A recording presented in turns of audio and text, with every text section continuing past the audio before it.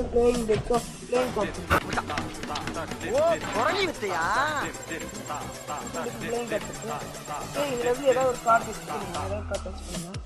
ஏதாவது கார்டு வச்சு இந்த கார்டு நீங்க எடுத்து தெரியுமா?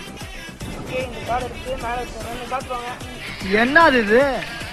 பார்த்துவாங்க கேமரா கான்செப்ட். ஓகே இந்த கார்டு நான் மேலே வச்சுருக்கேன். இது கட் பண்ணி நான் அதே வச்சுருவேன். இந்த கார்டு என்ன கார்டுனா என்னென்ன என்னென்ன சொல்றோம் பாருங்க. கம்பி கட்டுற கதையெல்லாம் எடுத்து போடுறாங்க.